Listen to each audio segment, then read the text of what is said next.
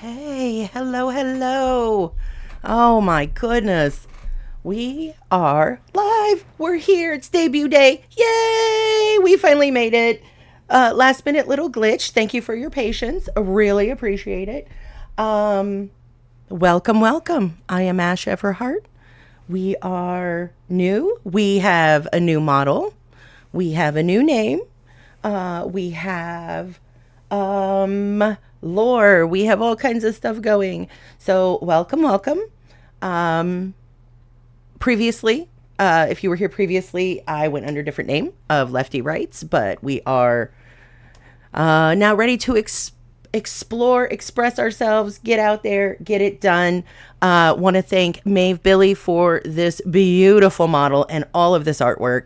She did an amazing job. Unfortunately, I was unable last minute to get the starting soon and starting screen and all that stuff. So we will be getting all of that up. We do have that available. Welcome, welcome. Thank you so much. Glad to be here. Glad to be back. We got the new model. We're going to be reading from the my novel. We're going to be doing some discussion about writing, that kind of thing. We're going to talk lore, all kinds of things. So, welcome, welcome. Let's start first by really taking in this model. She is beautiful. She is gorgeous. Maeve did a beautiful job. I could not be more pleased. Let's back her up and have a little look. Let's have a full look. Let's see. There we go. Make her a little bit smaller so we can back her up. Look at this. Look at this artwork. Look at this background. Isn't that gorgeous? Just gorgeous. Just gorgeous. As you can see, I do love the color green. And here we are. Look at this beauty. Isn't she beautiful? Look at her. Yes, yes. Well, one has to express oneself, I suppose. So we decided we were going to step it up a bit, really, really bring the game, you know? So this is me. Look at me, little dragon. Very happy, very happy. Gave her a few direction and, like I needed the wings. I needed these wings, y'all. Needed them. The tail, love it, love all of it. I can't even go on enough. I was so excited all this time, just kind of waiting. I didn't want to give anything away, so but yeah, gorgeous, just gorgeous. The movement is amazing. So happy with it. Updated software. I mean, updated the equipment. I hope the sound is much better. Yep, went with the dragon. Absolutely. That's my vibe for sure. So we have half dragon, half a woman. You have no idea how hard it is to hide the wings, the horns, and the tail on a daily basis. It feels so good to let them out. So, yeah, I love it. Went with a different software too, so we have I like it a lot better. The rigging is much better. Updated the sound, went with a mic, and upgraded everything just a little bit. Didn't go crazy, but I really like how it is. The movement, everything looks really nice. So, yeah, this is me. I feel so much more like myself. We'll leave this here for a little bit. Just take her in. Take her in. She is beautiful. Mm-mm-mm.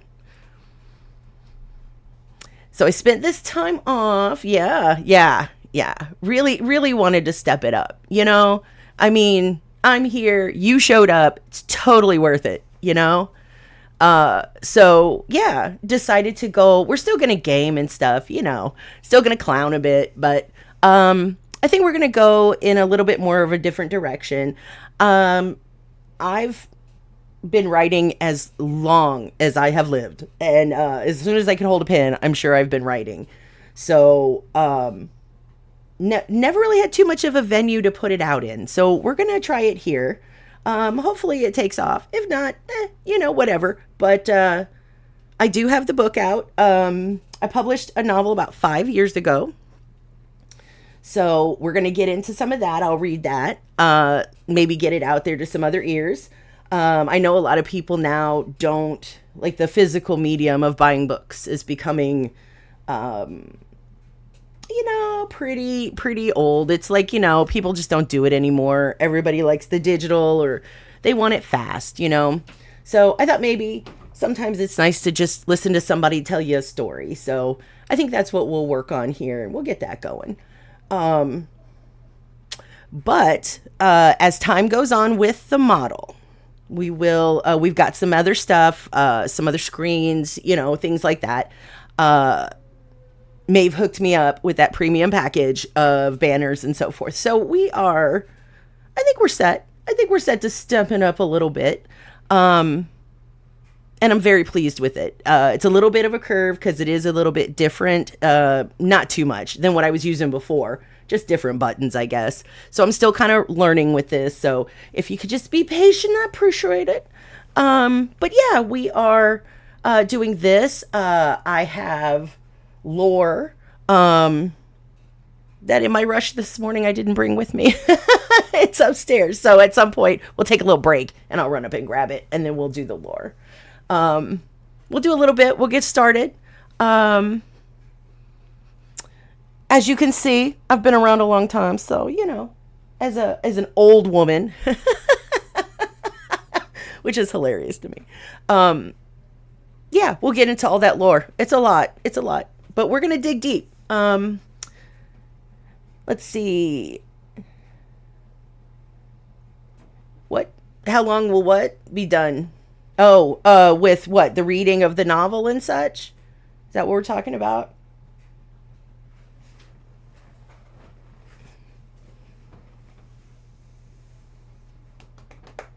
I'm hoping, oh yeah, we should, I've got all of this, the banners and stuff. But the novel, it's quite long. It took me a long time to write it. So, and it was the first one, so it's probably way more. I'm hoping to keep it going. I've already finished my second novel, and I'm editing it now. So I have the Amazon bookshelf thing. I just really needed a place to drop it, because essentially what I would do is I would write an entire novel and then I would just throw it away. Like I would just delete it because I didn't have anywhere to put it. And, whatever. It is what it is. So, I just didn't have anywhere to put it. So I was like, I'll get rid of it. And so now I have a place to put them. So I'll be reading the work, over. Hopefully I'll be staying ahead. I've got story ideas all over the place. So having an outlet really drives me, to keep writing. If I don't have anywhere to put it, I'll just, write profusely for months and then just get rid of it, So, yeah, we're hopefully that's going to be part of the new content. I like the idea. I think it's a good way to get the work out. I've sold quite a few units of the book, but it's, I just don't think people, do that. They just don't buy those solid, anymore. So, yeah, so we'll do that. I like the idea of giving away copies, signed copies, that kind of thing. If anybody's interested, we can always do stuff like that. I don't know. I think we'll just start basic with, the things I love. And hopefully I can drag you into it and you'll love it too. I don't know. Once I sent this book off, I did not look at it again. So it's kind of going to be new for me as well. But yeah, because I've been working on other stuff. I went on to the next book after this was finished. I'm hoping, honestly, that this process of bringing it out, putting it out to the world will keep me moving, because I tend to take a really long time to write a book. And it's not really so much research because I actually research as I'm writing. I just kind of free flow and let it go out, and then do my research along the way. So it takes me about 5 years, and I don't like that. It just, I don't know. I feel like it drags out too long. I spend a lot of downtime, because I don't get writer's block per se, but I get stuck on a question of so what. Like, so what? Why should anyone care? Why would anyone care to you know know that information, whatever I'm writing, and I have to be able to answer for myself the so what question. So I'll get stuck sometimes on that for like, so what? Why is it a big deal? Who cares? Until I can answer that question, I'll stall and just won't write. And then it'll hit me just randomly, and then I will finish it or move on to the next idea, like we can get past it as long as I can answer for myself the so what. So I'm hoping with this process to move forward, and take less time to put my work together and put it out there. I don't feel like I need to put something out every day, but, since I let the story, I tell myself the story basically. So sometimes they're very, very short, like just a little short story. Sometimes, they can be quite long. But when obviously the longer I take, the longer that becomes, and it can be a problem, because you just, at some point, because in my mind, I know how it's going to end.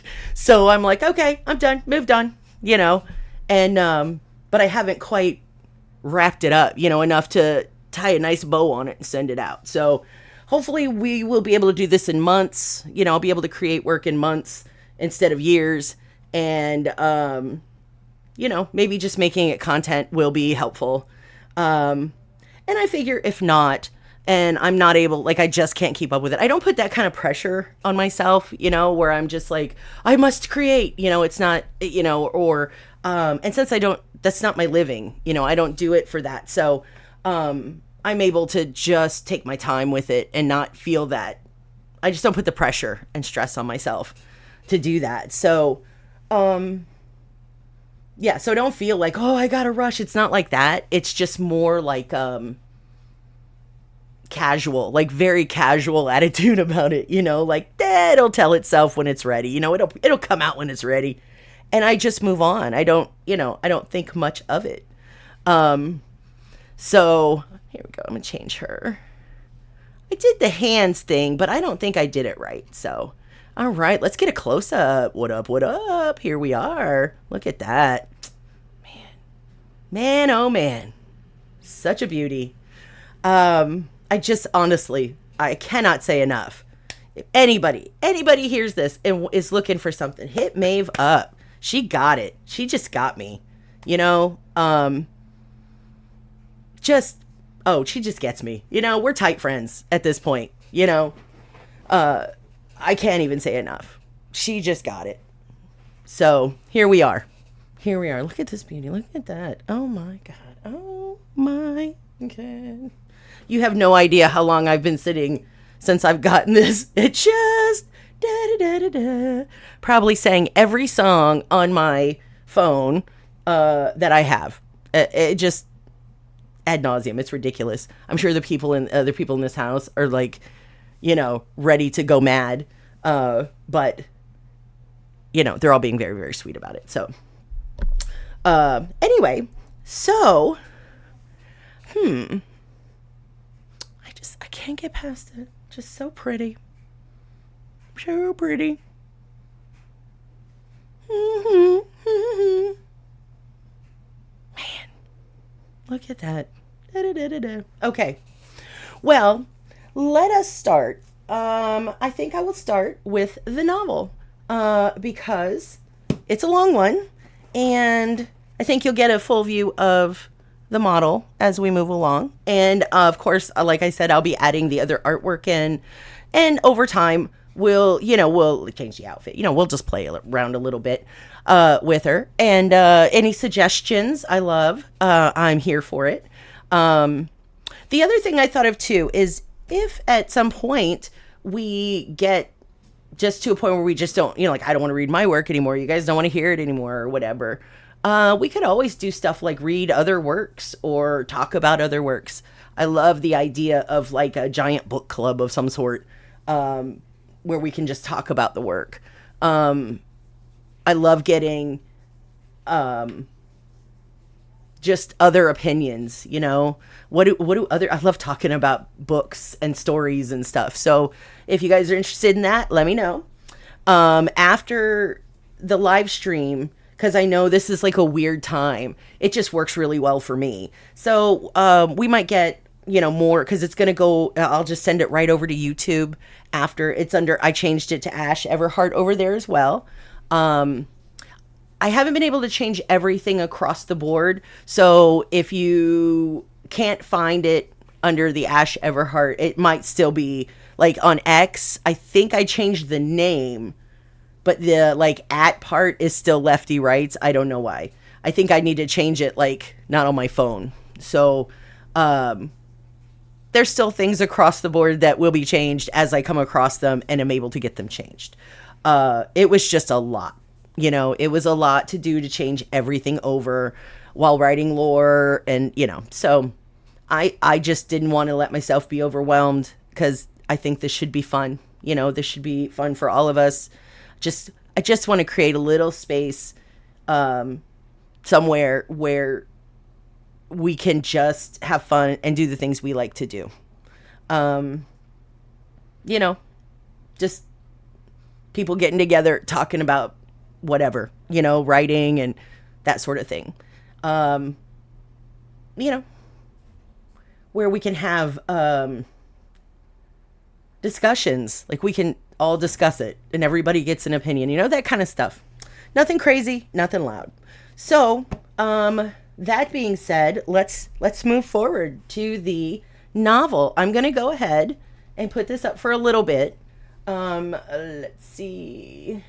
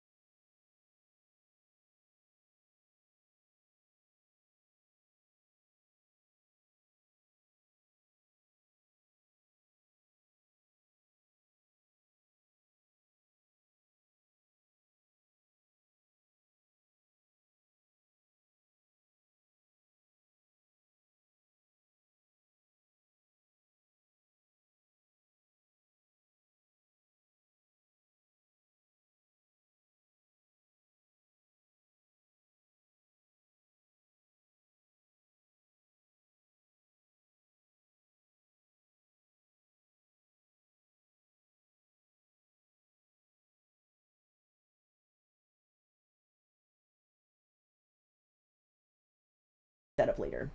Okay, there we go. Beautiful. Okay. All right, so let's go ahead and we will get started. Oh, I didn't even bring a bookmark. Look at me. All right. So let's see. This is The Harvest by me. I might end up eventually changing it to this name, but I wrote it under this, so we'll leave it there. Okay, so, I'm trying to think. Oh, look at that. I'm looking at the original. I have one of the original copies, and so for some weird reason, this is probably one of the originals. The pages aren't numbered. That's awesome. That is so awesome. And the when you open the page has the name and the by, it's way off. It's off centered. Oh man, this is like the original. Okay, so I guess we'll start with the opening. This book, this story was inspired by a speech by a gentleman named Martin Niemöller. Martin Niemöller. Niemoller. Martin Niemöller. This was 1939, I think. Let me double check. Hold on. When he first gave the speech. I know he gave it several times. There are variations of it. Hold on. Let me look.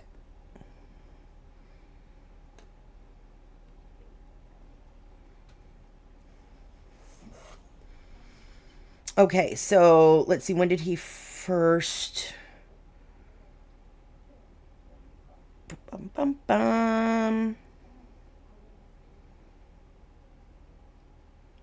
Okay, this says it's a famous post-war confession. It's a powerful poem that it's called First They Came. Let me see. When did he first...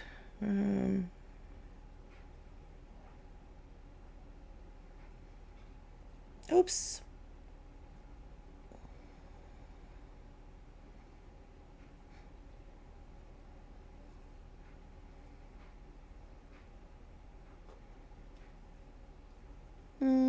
Okay.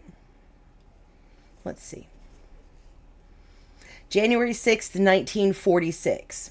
So just after the end of World War II, he gave a speech, and it was quite long, and it was called First They Came. It says this was during a speech to representatives of the Confessing Church in Frankfurt, Germany. He used his address to confess his inaction and the guilt of German intellectuals during the Nazi persecution. Okay, so this is just a small segment of it, and it is paraphrased. Over the years, he gave several versions of this, with the same tone, the same attitude. It just changed a little bit of the people, the groups that he included. This is what this book is based on. So keeping that in mind. First they came for the communists, and I did not speak out because I was not a communist.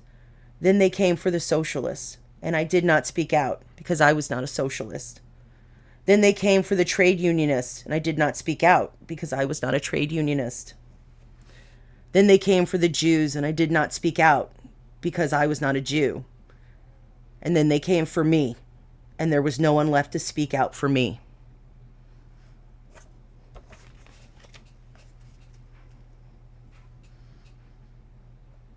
Hi, Maeve. Hey, doing well, doing well.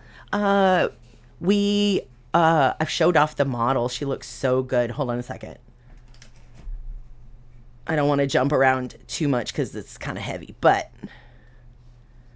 here she is. Look how beautiful she is. You did such a great job. You did such a great job.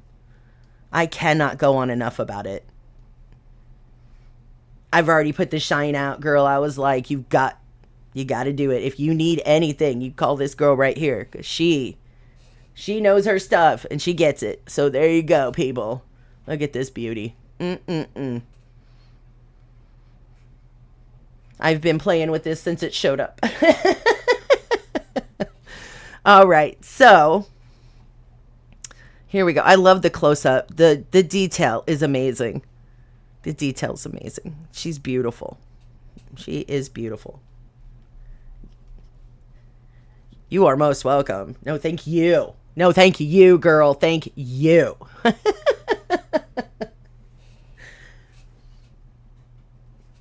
She's killing it. She's killing it. And with the software, look at that. Just the tracking is beautiful. Love it. I love it. You got it. You got it. 10 out of 10. You got it. You get me, girl. You get me. Look at that. Look at that. Okay. So essentially, just a heads up, if you're triggered, this is going to be a trigger warning. It's not, I don't have anything in here overtly graphic at all. However, there is mention of some pretty harsh subjects that might not be okay for everybody. So if you're sensitive to certain things, like SA, things like that. There's, like I said, it's not graphic, but it is mentioned. So, if it triggers you, please heads up. It's not throughout the book. It's not a common theme, but things do pop up. So, I just want to give anybody who might be sensitive, heads up on that one. Yeah, they do look good. They do. I'm going to bounce around because I've got my chat on too. So, please don't think I'm making light of anything. Yeah, the graphics do look good. The software is amazing. I'm so glad you suggested it. It was a little bit of a curve, but I love it. It looks amazing. She moves so nicely. Yeah, looks really good. Looks really good. And she moves she moves so smoothly. The jerkingness is probably me. Like, she's actually smoother. And I did have to with the eyes. You can see on the eyes. I had to change because I blinked too much. And it looked like she was having some sort of weird spasm. So I was like, you know what? I'm just gonna... I didn't know I did that. It's too good. The software's too good. It's showing me my flaws, actually, that I didn't know I had. So yeah, she looks amazing. I couldn't be happier. Okay. All right, guys. So let's go ahead and jump in because it's a long one. All right, here we go. I think, because we're going to do about 3 hours today. So we'll be done at 1. So we'll see how far we can get in this. And when we take a break, I'll grab the lore and we'll jump into that. We'll wrap it up with that, I think. Okay, let's see what we got here. Trying to see if the first chapter is really long. I don't think it is, but I don't remember. I'm going to be honest with you.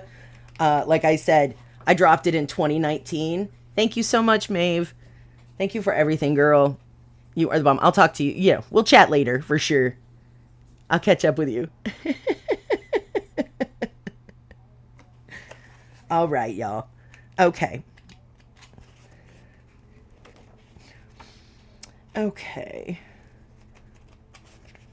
Yeah, it looks kind of long, so we'll just rock. Oh wait. Maybe I'm missing it. Hold on. Oh, I am missing it. It's not that long. I'm gonna say. Oh, it's not long at all. Okay. Here we go, kids. All right. Hold on. Let me get a drink. All right. Chapter 1. Dawn. She moved through the trees soundlessly, her side pack overflowing with the night's haul. It had been a good one, maybe good enough to lay out the next couple. That would be awesome. Survival had become a full-time job as of late, and rest was a rare tragedy greatly earned. I'm sorry. Survival had become a full-time job as of late, and rest was a rare treat greatly earned. The precious cargo strapped to her back rested her head quietly on her mother's shoulder, her long, slender arms hugging her close, her eyes scanning the landscape, far more weary than her young years should imply, her voice silent, as always. They moved with purpose, every step placed in its next position. Instincts on high alert. Tonight's mission, the same as every night. Go out, collect as much food as possible, get home safe, kill anything that gets in the way. They were less than half a mile from their hiding spot, a cramped hole in the earth that had once been a bomb shelter. The overgrowth had won the battle, overtaking the landscape and hiding the entrance well enough. It was a cramped space that was often far too small and claustrophobic, but it was what they had been calling home for the last few years. They were lucky to find it, so they never bitched about it. Not out loud, anyway. The world had changed. It had become necessary to live this way, if they wanted to live.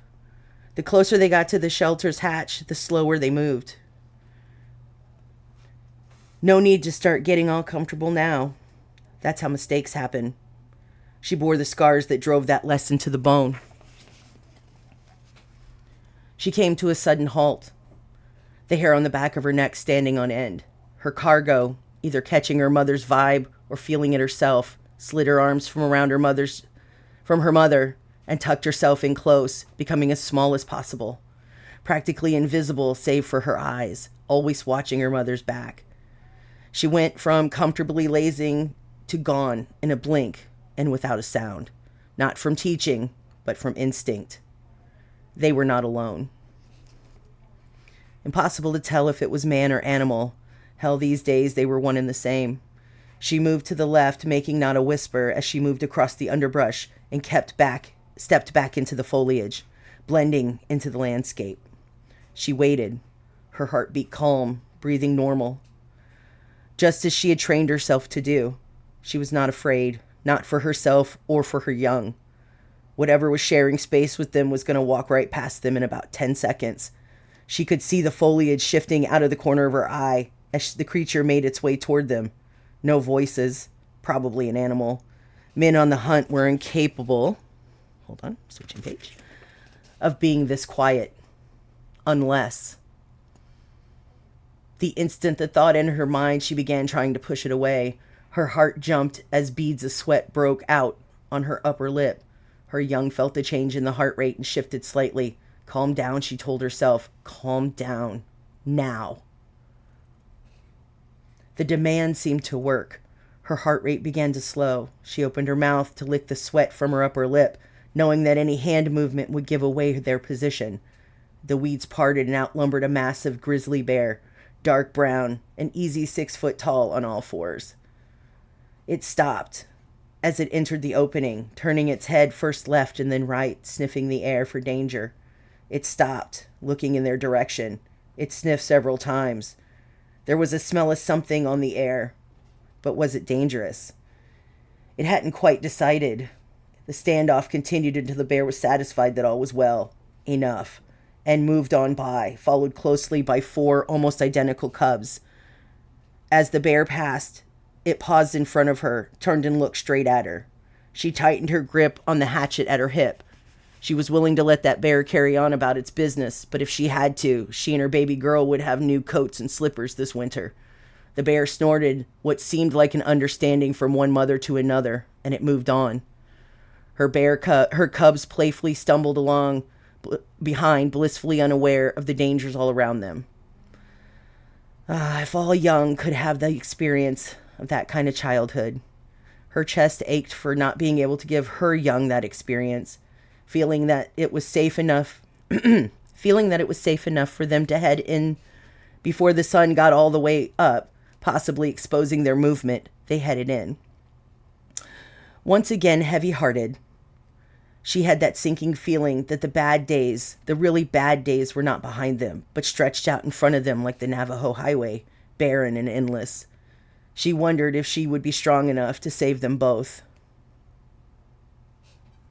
End of chapter 1. Okay. That was a short one, little short chapter. All right. So far, so good? Yeah? What do we think? All right. Moving on. Chapter 2. It's dark. So dark. She's running. In her arms, she holds a wrapped bundle. She can't see what's inside because it's closed up tight, but it's heavy. Heavy and limp. The words dead and wait keep screaming through her mind. She's running at full speed through the dark wood. Trees of various size pass in her peripheral in a blur. Fallen limbs grab and scratch her legs, yet she doesn't stumble. She doesn't know this place, but she's sure she's going in the right direction. She runs as if she's being chased, yet she can hear no sound, save for the pounding of her own heart. Her breath tears in her throat. Her breath tears her throat raw, blinding, stinging. Sweat drips into her eyes and runs into her mouth like salty tears, causing a thirst that saps her energy. When she has nothing left, she drops like a stone, holding her bundle out in front of her high off the ground.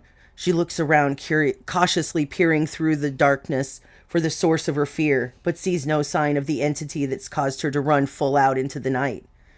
It feels like an eternity before she gets herself under control, breathing, heart rate, calm the pounding at her temple and the gnawing pain in her gut. She's still holding her bundle out in front of her, all feeling in her arms long gone. Slowly, she lowers the bundle into her lap, taking a deep breath as she reaches for the lip of the roll that covers the top. As her skin makes contact with the cloth, she snaps her hand back as if she's instantly been burned. She doesn't want to know what's inside. She doesn't need to see it. She already knows. It's a horror. A horror covered in a white blanket and, oh God, she knows that blanket. Dingy white with yellow duckies in blue hats. She looks at the bundle more closely. It isn't moving. It's still. Dead still. All at once her face goes blank, blue eyes becoming solid black. Her arm shoots out, hand open, fingers splayed wide. She snatches the corner of the blanket back, confirming her worst fears. Pain bursts from the center as she opens up her mouth to scream. She woke up, just like every other day since they started running. The same dream, same nightmare. She didn't make it. She failed. She failed and Jilly paid the price. Failure equals death for some. For others, a fate worse than death. Jilly didn't stir. This was not the first time that her mother woke up with a start, or screaming for that matter. She just rolled over and snuggled into her pallet, attempting in vain to pull a little more heat from her setup. Excuse me. It was always cold down here, underground, where it was always dark and silent. Always silent, except for the sounds she and Mommy made. Like now, Mommy was pacing back and forth, making a small shuffle sound as her boots made contact with the floor. Mommy walked back and forth. Then she stopped and listened. Then she would start pacing again, only to stop mid-stride again, to listen. Jilly knew from experience this would go on all day, just like every other day. Mommy seemed to prefer the silence, but Jilly hated it. She missed the days when she and Mommy would laugh and sing and dance together. She closed her eyes and fell back to sleep, to dream of happier times. Chapter 3. The world was much changed indeed. Population explosions and overconsumption had killed the land, and evolution was threatening the existence of man. Somewhere along the way, a number of people in the world began to grow exponentially. This was no city, country, or even continent specific. This occurred all over the world. Within less than 10 years, the already taxed natural resources inland began to dry up. Once sprawling, lush regions had become barren wastelands devoid of hope. In their desperation, mankind turned to the sea for its continued survival. They abandoned the mess they had created by the millions for bluer pastures. Relying on their technology, they built artificial land masses farther and farther out as the coastlines became more and more decimated. It was during the early days of the migration to the coast when it became obvious that even the oceans could only sustain humanity for another decade or two. The governments of the world pooled their resources and built equipment capable of the deepest of sea explorations. The world rejoiced when somewhere out in the middle of nowhere, from an unimaginable depth, a new thriving ecosystem with an amazing rate of reproduction was discovered. The various types of odd-looking creatures provided an endless supply of resources that the world desperately needed. The whole world threw in together and built a massive artificial landmass over where the first of the entrances to this new world was found. The New World, they called it, a modern utopia. No longer is the world divided by ethnicity or region. All mankind was united as one in solidarity, unity for the survival of mankind, which was, of course, all a steaming load. Real survival took something that a lot of people just didn't have at that time: cold, hard green. At the time of the Great Migration to the Sea, or the mass exodus, as some of the most vociferous called them, the rats abandoning the ship that they destroyed, the middle class no longer existed. There were those who lived well above the poverty line, the rich, those who lived well below, the poor. Those with money sailed off to the New World without a second thought for those left behind. Over the years, as nature took back the abandoned land, forest turned to jungle. At some point, just like the pioneers of old, those scratching out a life, bottom feeding from the coastlines decided to take their chances and headed into the interior. What they discovered is a life that returned to the former husk of the world they had left behind. They carved out niches in former cities and towns, giving them new names with optimistic names like New Hope, Paradise, and Utopia.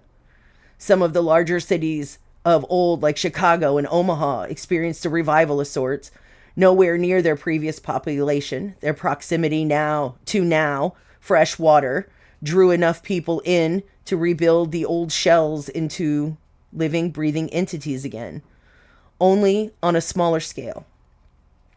Even when the new developments, millions of acres remained left to nature to do with it what she will. As word began to filter to the New World about the renewal that had taken place, some of the money that left decided to come back. They were tired of being one of many. What's the point of being rich, they thought, if there's no one to lord it over? They wanted to be the big fish again, and with the eyes of the government and authorities focused on the New World, they figured they could get away with just about anything there. And that is exactly what they did. With nothing but weak-ass law to attempt ever so politely to police their activities, the old world began to appear more like the Wild West of yesteryear. Although not discussed openly, there was another reason some people wanted to operate without any prying eyes on them. A new development had worried tongues wagging and searching for immediate answers. Every decade, the number of boys being born were less than the one before. Not by much at first. It was initially dismissed as a normal fluctuation in birth rates. Then, as the numbers became more and more askew, it was called an anomaly. 1 in a trillion set of statistics, sure to increase exponentially over the next decade. The real panic began to set in when they watched the numbers drop exponentially by the year. Cries went out for something to be done. The people demanded action. It was under this public pressure that the New World government, along with private donations from the most wealthy of concerned citizens, approved the construction and proposed operation plan for Los Alamos Research Facility. There had always been talk, rumors, innuendo, a wink and a nod. Most of the stories were outlandish. It wasn't until things were in full swing that the missing started to get noticed, probably because the numbers had become too large to hide any longer. Maybe it was because those who were children when the first went missing, small and defenseless, unable to help, small voices ignored, memories ingrained, had started growing up. As adults, they had grown weary of the lies of their fathers, and they demanded to know what had really happened to their mothers, sisters, cousins, and aunts. As they began to reach the ages of 12 to 15, the females in their peer groups began to go missing. Where'd they go? Why did they never come back? Never called, missed every birthday, Christmas. Those that were old enough to remember their mothers did so fondly. They remembered that their mothers loved and cared for them. It was the knowing that gnawed at the back of their minds, always there, jammed deep inside their temporal lobes. The memories and the feelings of existence. Not there on a day-to-day, but triggered by a smell or a sound. For that generation, however, it was not to be. Those that asked too many questions had a way of disappearing in a very obvious way. Those that remained got low and got quiet. The inquiries all but drying up. Business carried on as usual. There were those who still deny that anything was going on. Some were women in a position to lead. They, however, chose to use their power to lead their own to the slaughter. She often wondered about them, not the missing. Oh no, they were gone. Gone and never coming back. Their fate sealed the moment they developed ovaries instead of testes in utero. No, not them. The dead have no more memories. Lucky bitches. No, she wondered about those who helped, those who lured, those who lied. She often wondered what they got out of it. Money, power, safety for them and theirs. What were their souls worth? Was it easy for them to sell out their own gender? Do they have a choice? She always came to the same conclusion. She just didn't know. What she did know is that being forced to live in a dark hole really pissed her off. And if she ever met one of those women, she would wrap her hands around their throats and squeeze out the answers. Although at this point, they and the truth were surely strangers.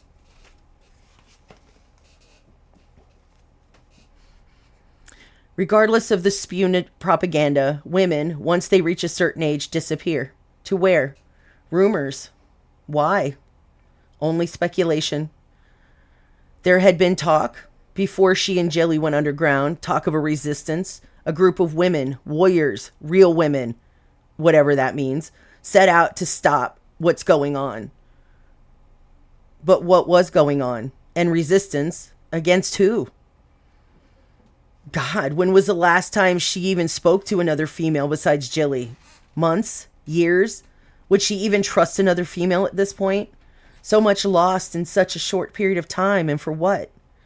She imagined that, like her, those who were still alive were too busy trying to hide and survive to spend any time hunting for the truth. The way she figured it, the truth would come spilling out like it always does, forcing everyone to wade chest deep through someone else's crap. As for resistance, laughable. From her point of view, it was both stupid and dangerous for women to congregate in groups, easier pickings. Surely those who hunted preferred to find large groups together. Makes for an easy day's work.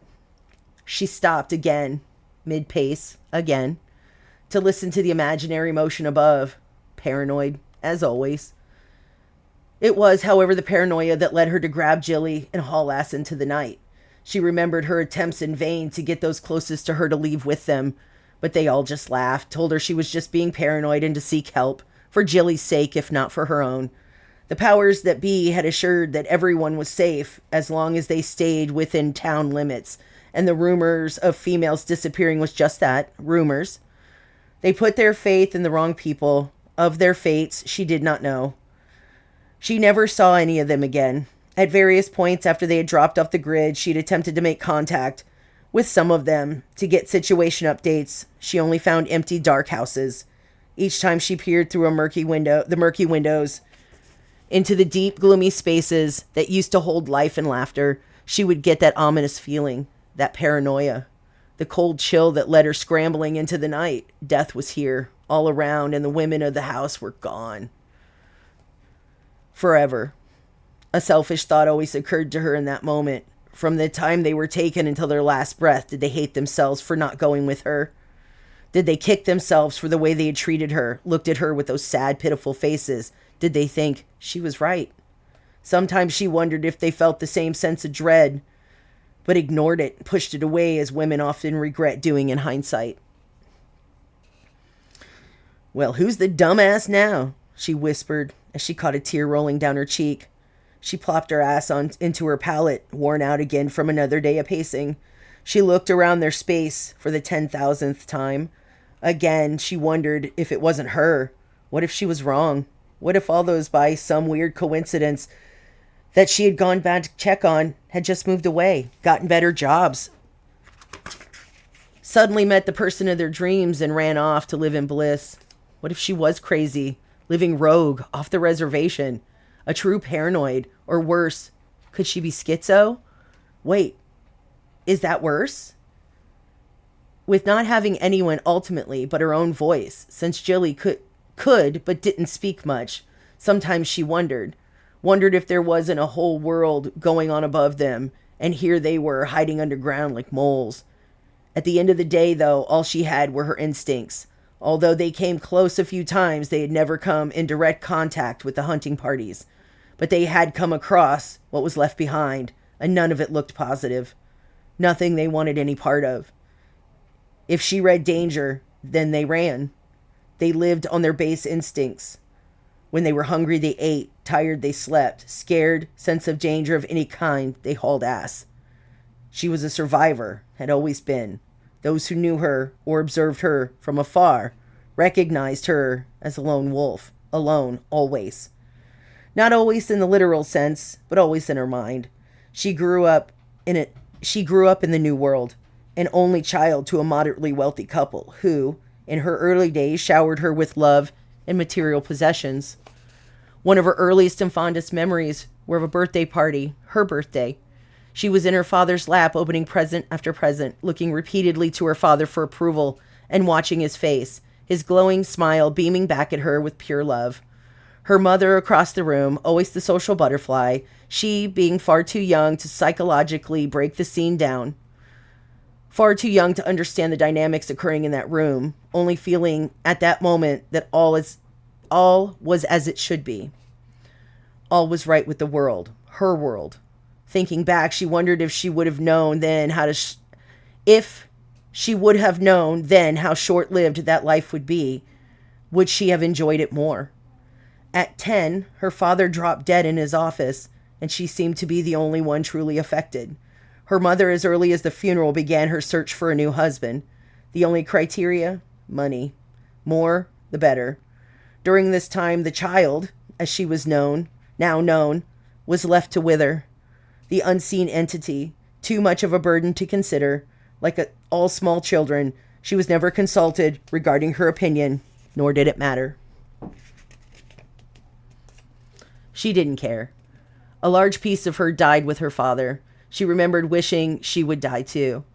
She didn't understand the full implications of death at that time.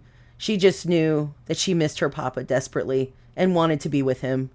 Life was no longer happy in his absence. At the age of 12, her mother found what she was looking for, a wealthy industrialist they called Ross. First or last name, who cares? The guy was a scumbag of the highest order. Her mother called him her white knight, riding in to save the day. The child had been, thankfully, omitted from the courting process. It wasn't until the wedding that she and Ross had any real contact. Everyone was all smiles. The picture-perfect family. It's going to get a little bit rough from here, so I'm just going to give you a little bit of a heads up. So if you want to fast forward a little bit, I don't know what minute that would be if you're watching this on a video. Not insane, but just going to give you a heads up. The child refused to smile, refused to participate in any way. She arrived with her none too pissed off handler. She sported her blue Converse, her hair unkempt, and it was clear from the smell she had not showered in several days. 12-year-old anarchy in all its glory. Her handler explained in a rush and frantic tone that the child simply refused to cooperate, and when the handler attempted to force the issue, the child started screaming and kicking. Her mother let out an exasperated sigh, the one that rich bitches do so well, then asked in vain what it is she was supposed to do, throwing her hands in the air in surrender. It was here, when she was on the verge of being let off the hook by her self-absorbed mother, that she met Ross face to face for the first time. He entered the room like a golden ruler, followed, as always, by his team of yes men. He surveyed the room that had gone silent upon his entrance. Then he laid eyes on the grungy little girl in the corner, clearly the one that didn't belong in this room of lace and diamonds. His expression gave nothing away. She sat arms crossed in defiance over her chest, legs stretched out in front of her, crossed at the ankles, a look of sheer fuck you planted firmly on her face. Even as Ross approached, stopping at her extended feet, a mountainous man who clearly took no shit from anyone, least of all a child. She met his eyes, no fear, all disobedience, something he clearly wasn't used to. He blinked first, then a stupid set of eye spasms that apparently only she saw. She gave away nothing, not a blink. As he got his eye spasm under control, a look of pure anger covered his face, and something else. The anger she recognized. She had seen that look on her own face every time she looked in the mirror. That something else she didn't recognize, but it sent a cold chill down her spine. He turned to the man on his right, a tall, lanky, rat-faced man in a gray suit. His once blonde hair now mostly thinned out or gone, probably from the stress of working for a tyrant. Ratface leaned in to absorb Ross's directions. When his eyes popped wide at her, another one of those cold chills ran up her spine. She knew she was in trouble. Her mother stalked up from behind Ross. Don't bother with her. She's her father's child. Was as far as her mother got before Ross backhanded slapped her. Likely for good. No one blinked. Not one, not even her mother. No look of shock, no instant tears at being struck by the man she loved. Nothing. The lesson? There's a difference between love and business. And between her mother and Ross, this was a business deal. Nothing more. And dominance had just been established. Never mention that bastard again, he barked. While the comment was directed at the mother, he was glaring at the child. The comment was clearly intended to cause pain. He got no reaction. Her mother was ushered away with a quiet yes, dear. Her lesson firmly learned. Ross's face grew blood red with anger. With the speed of a man who has done this before, his hand shot out, grasping the child slouched in the chair before him by the hair and yanking her to her feet. The pain was horrible, but she was resigned at that moment to never give him the satisfaction of her tears. She met his eyes again, without fear. He gripped the front of her shirt and pulled her off her feet, bringing them face to face. His breath was hot and reeked of booze. It made her eyes burn. His stare bore into her. You're strong. That's good. You're gonna need it. I got plans for you. He sneered through gritted teeth. With that, he tossed her to Ratface, who despite his size was amazingly strong. She tried in vain to struggle free. But Ratface must have been a wrestler in college or something because he had her locked up. That didn't stop her from trying, though. Always the fighter. He spoke to one of the other men. She couldn't see who. You know what to do. And she was carried from the room. She caught a glimpse of her mother on the way out. The bridesmaids were inspecting the already forming bruise and discussing the best way to cover it up. The last thing she heard, as the door was pulled closed shut behind him, was Ross's voice. Let's get this damn thing over with, he bellowed.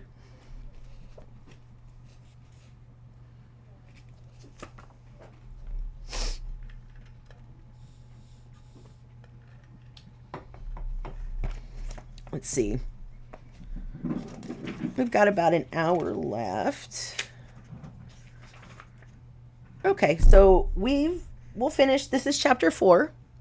So we'll finish this chapter and then we'll take a little break and I'll run and grab the lore and we'll go maybe to something a little bit lighter. I don't know. I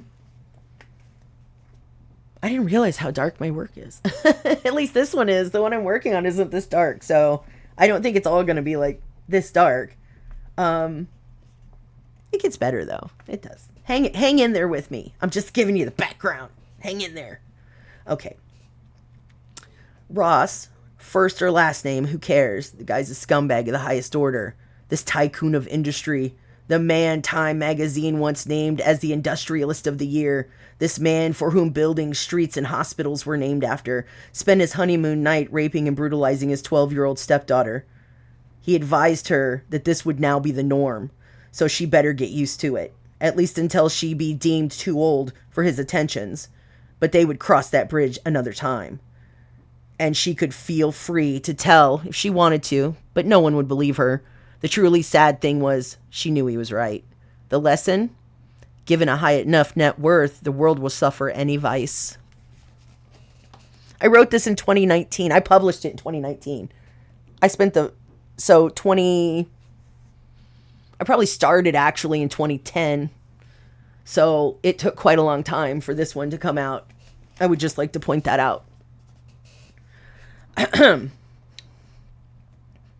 The lesson, I'll read that again. Given a high enough net worth, the world will suffer any vice. He said that this was much easier and cheaper than going to Thailand to screw children. And he said he had only married her mother to get to her. She never said a word, never shed a tear, never, even when the pain was so unbearable she thought she would split in two. She would give him nothing. Why? No response to his questions? Refusing eye contact even when he would yank her around by the face and try to force it? She could have played the game. She could have ingratiated herself to him, become the confidant he so clearly wanted. In the rawest moments of his brutality, he was at his most honest. As he inflicted pain, he confessed his evil to her. She bore sole witness to the depths of his depravity. So why? Why not play along, make her life easier? He would have placed her high above her mother in the pecking order. She would have been queen bee and pushed her mother into relative obscurity. That's exactly what her mother would have done. At her core, however, she would never give, even when he begged in his own way. Why? 'Cause fuck him, that's why. She locked down and waited. Depending on his mood, the level of brutality varied. It was always worse after he had been away on a business trips. The pent-up stress would cause him to become creative with his torture methods. Many times she thought that night would be her last. Every time he returned from the Middle East, he had some new torture technique designed specifically to cause women excruciating pain. Man, she thought, they must really hate women over there. Her mother was conveniently absent, always on vacation, far away. She had grown to see her mother as a traitor. She knew. She knew exactly what was happening and did nothing. She had traded her child for a nominal fee, an exceptionally nominal fee. Lesson learned. Women will sell out their own. There is no such thing as loyalty.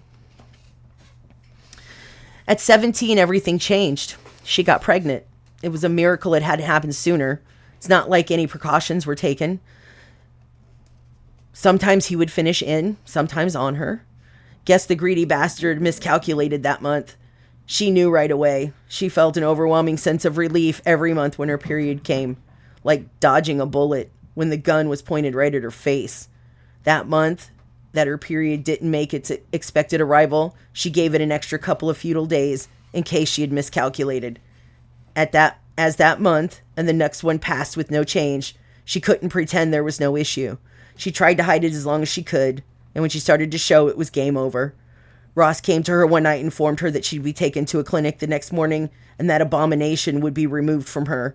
Abomination or evidence, she thought. Either way, she was out.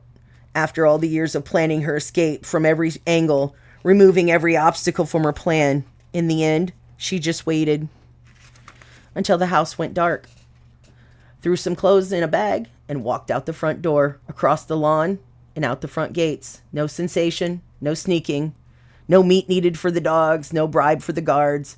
No one dared stop her. They all knew. Guilt and compliance led them to cast their eyes to the ground as they always did when she passed. Even in those final moments as she passed by them, they were unable to look her in the face.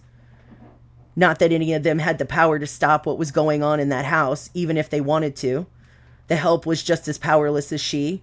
Maybe to Ross, that's what she was, just another staff member, there as stress relief, like the treadmill in the gym, just another piece of exercise equipment. She walked out that gate and never looked back. She didn't have a clue what to do next, but fuck it. Street life couldn't be worse than where she had been living, and her baby would live regardless of Herr Ross's whim. Motherfucker. Now literally. She had been squirreling away money for some time in preparation for this moment.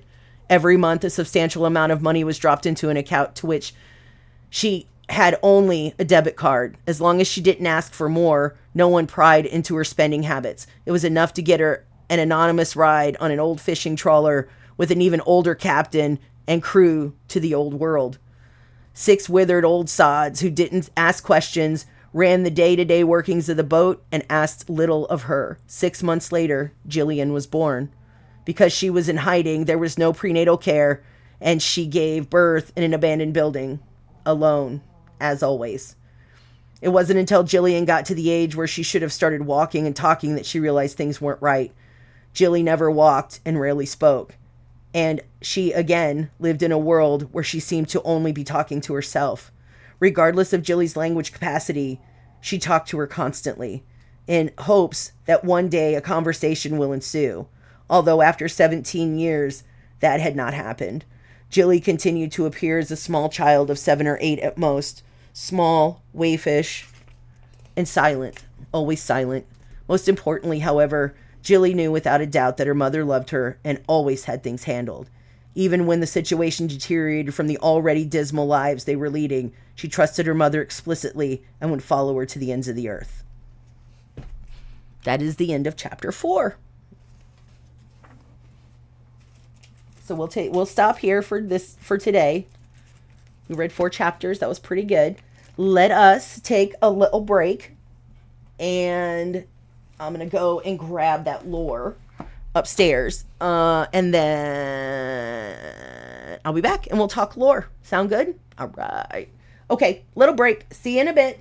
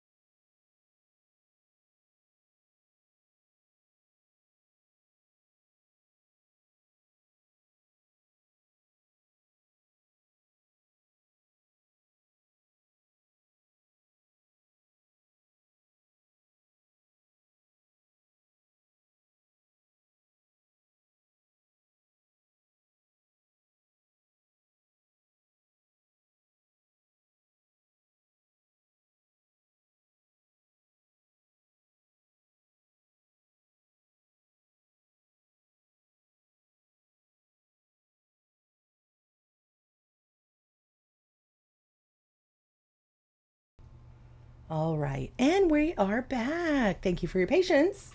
Lovely, lovely. Okay. So we've got, let's see, we're going to wrap it up around 1. So we got about, let's see, 10, 20, 30, about 35 minutes, give or take. So let us discuss the lore of Ash Everhart. Hold on, I'm rearranging here. Give me a mo. Okay. Okay. I have some stuff all over the place. Okay. So it took some digging because, that stuff's not out there everywhere. So we do some digging and I got a little bit now and a little bit of information, a little bit of background, and we'll go a little bit deeper, we might do, I'm thinking about doing maybe do like a background into family members, not too far back, but something like that where they're a little short story or something, so we can do some of the novels, some of the lore, at least to start, till we figure out, what we're doing, I guess. Okay. So, as stated several times before, I am Ash Everhart. I was born. I was born in the year 1271, in the autumn of the year 1271. Medieval times. That currently makes me 754 years old. I am a woman of a certain age at this point, which is still extremely young for dragon people, dragon human hybrids. It's extremely young. We live for thousands of years, and barring any issue, we don't get much disease, but, we can be injured because we are still partly human. My history is sordid, I suppose.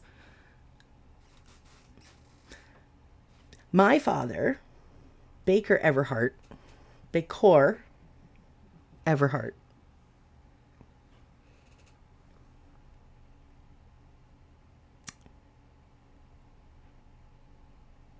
was the head of an organization called the Dragon Mafia. Now, yes, that exists. It is a real thing. You've seen quite a few people that are dragon human hybrids across the VTubing world. Now, I don't know who is involved still because I, being the rightful heir, as my father aged, I was framed for a crime I did not commit. So therefore, I'm going to have to lay the news out. While I was in prison, my position as the head of the mafia was usurped. Therefore, I am here now to state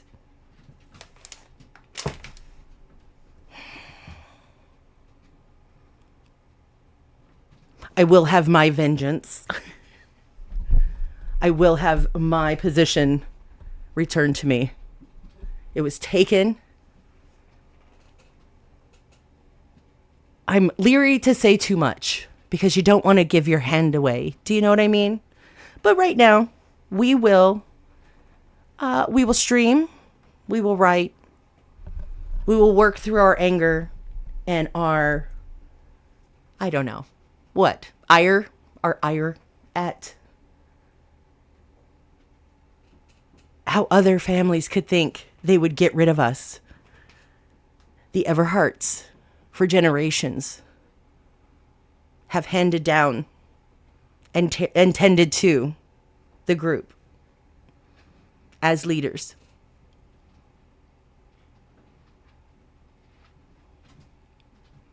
Therefore, we will begin by discussing the family, the history, and I will show you family history wise, why this was my position to be given. They knew it. They knew it, and that's why they had me framed. So I will, because of that, that's the base story. I will give you some details. If you're ready. Okay.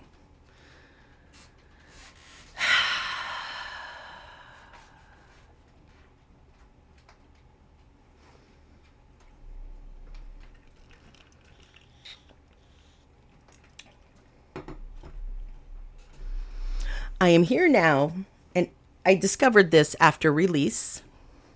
I was released from and held for 75 years in an underground max security prison that is for people like us that aren't quite human, aren't quite an animal, something in between, a hybrid in between. Too dangerous for regular prisons. So I was kept in a special wing of Ironport at Black Mountain, Supermax. That is a private prison inside of Black Mountain. Black Mountain is in North Carolina. So while I was born and lived some time in another part of the world, eventually we made our way to a new country.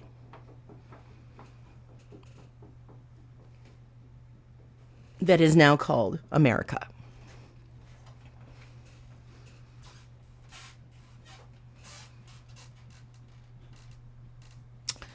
A lot of people, part of this group, are spread all across the world. There is no specific home.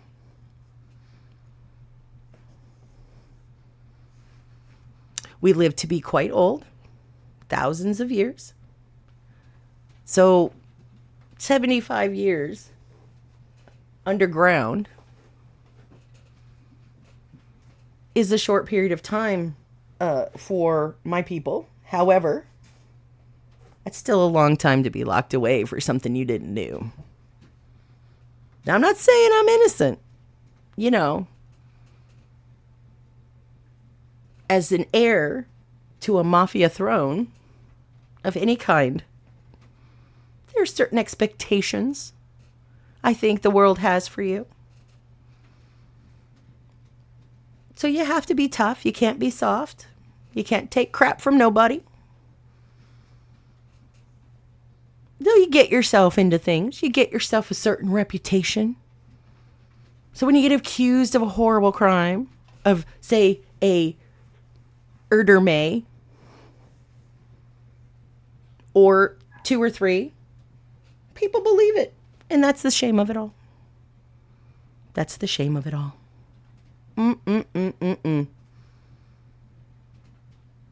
But we're here now. We're free. We've paid our debt. Yes, there will be details. There will be separation of my time there and how that was. What it was like getting out. Everything. We're going to talk about it. I'll tell you the story. Because at the base of it all, Ash Everhart is a storyteller. And that's what we're going to do. I'm going to give you the whole rundown. I can give you some bullet points now if you'd like. But it's all going to spill out. We'll get to all of it. I don't think we need to rush. We don't need all of the information now. But that is where we are.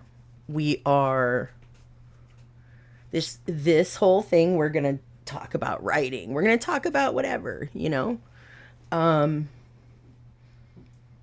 would like to, having lived this long, potentially give pretty general and generic adult advice. I'd like to end each sesh with that. Okay. Nothing crazy, nothing specific, just general stuff, you know. We're going to wrap it up here a little bit early today just because I don't want to get into too much up front. I don't want to tell it all right away. We don't need to do that. We'll just take it slow. And I'll introduce you to as many members as I can, tell you as much as I can about Ash Everhart's background, why she talks about herself in third person. Just kidding. And we'll go from there. I'm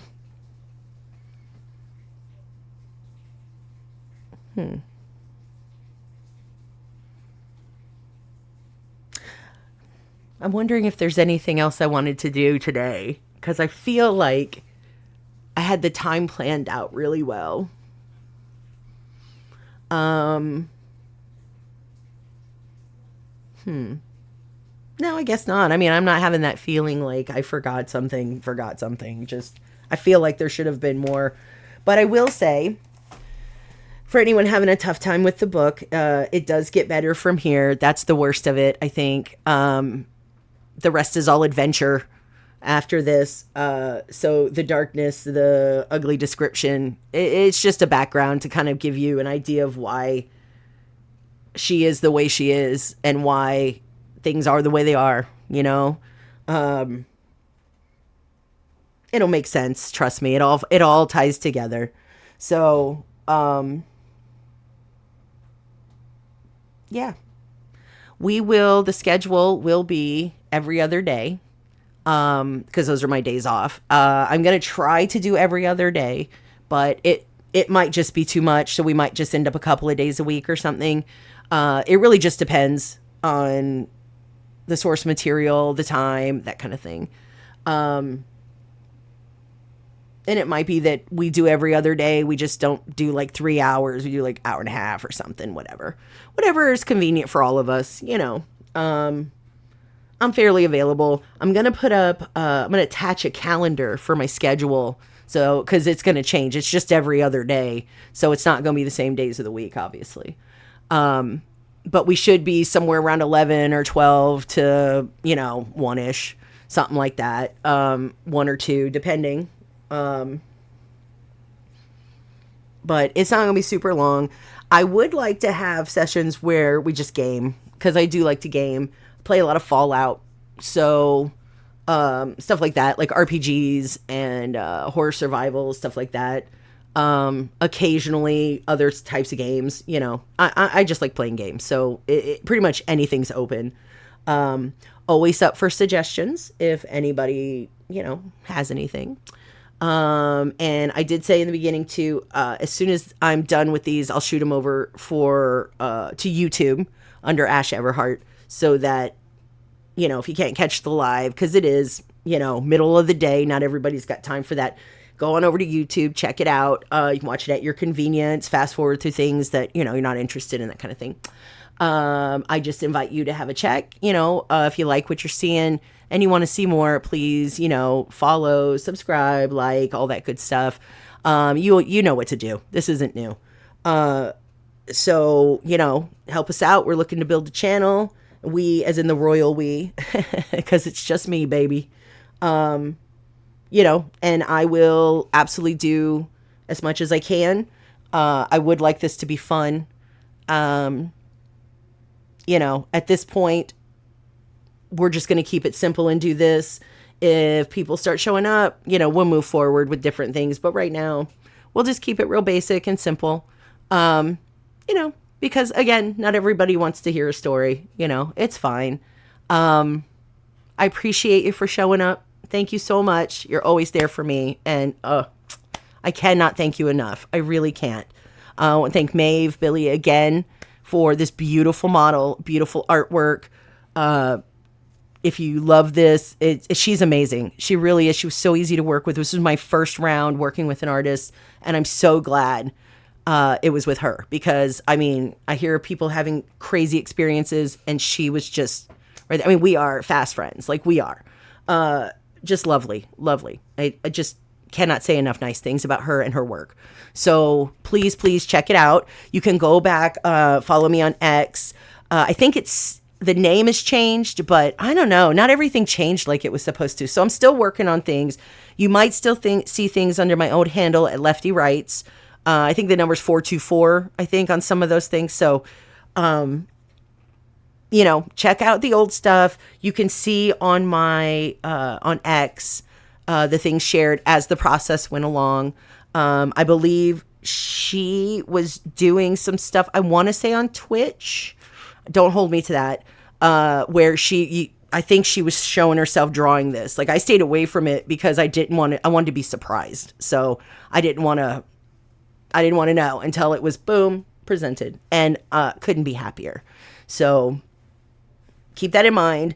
Real easy to work with, just she got it. So check her out, check out her work.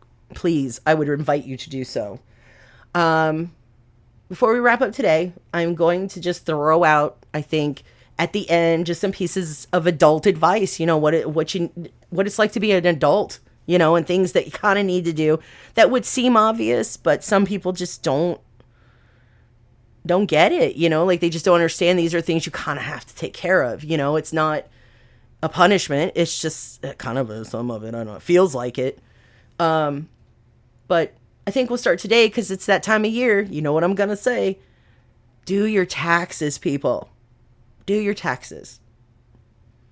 Just do your taxes. And if it turns out you owe them money and you can't pay it, call them. They will work with you. Don't put yourself in a hole, okay? Because you will. No, they won't get you this year. They probably won't get you next year. You may go for a while. But when they do, they will catch up with you. It will happen. And they will want all of their money, including the interest over the years that they didn't catch you. So you will pay it, and they'll get you.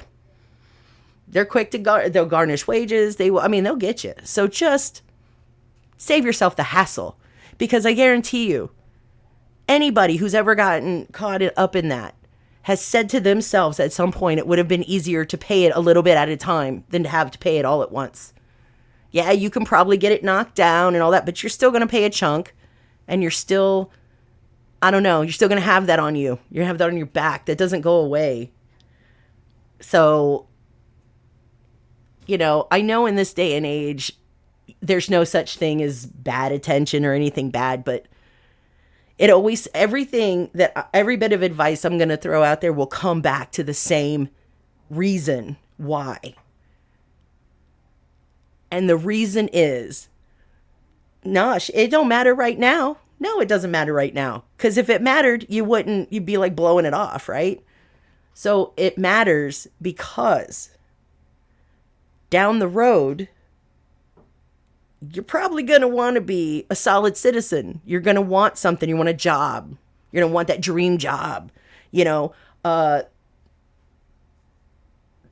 Maybe a partner, maybe somebody that, you've changed. You're not that same person you were 10, 15 years ago when you were a kid and you didn't know any better. But that stuff's still out there. You know what I mean? It's still sitting out there, even though it's not coming to you right then. You haven't heard about it in a while. It's still out there. And that stuff always comes back at the worst moment. You're about to marry the partner of your dreams. You love this person. And then they find out you haven't paid your taxes in 10 years. That's not a good look. You know what I'm saying? Even if 10 years ago, for 4 or 5 years, you blew off taxes because you didn't, whatever. The steps should always be the same. It doesn't matter whether you did or whatever you made. It doesn't matter. Check and see if in your state what the number is. There's a minimum number you have to make where if it's under a certain number, you don't have to pay taxes. Check in your state. Check the new, they change every year. Tax laws change, they ebb and flow, numbers change every year. Right up until filing, things will change. So just check, see what your situation is. You know, don't assume that you know whether you have to pay or not. Don't assume that they wouldn't catch up to you because it's not that much. You're nobody. Dude, they get everybody. Not right away, but it will come back at the worst time for you. Do yourself a favor. Stay on top of it. That's the whole part of being an adult right there. That's all of it. Stay on top of it. If you let it go, it always comes back to bite you. Always. Okay, there it is. All serious and stuff today. Hopefully we won't be so serious all the time, but yeah, this is the thing. This is it. I hope you liked the reading today. Again, Monday, around 11ish, we will go ahead and get started. Hopefully I will have more stuff ready because Maeve did a ton of artwork for me that I just couldn't get formatted properly to be up today. But there will be more. We'll release a little more, you know, whatever we can get up. I hope you enjoyed it. Thank you so much for everyone who checks out this debut. Thank you for the people that showed up. I love you. I appreciate you. You are my people. And, you know, you've been there from the beginning. And I do appreciate you. I see you. And, shit, I told my mom about you. So thank you so much for your support. All right. So that's going to be it for us today. I will see you Monday. Thank you so much. Bye.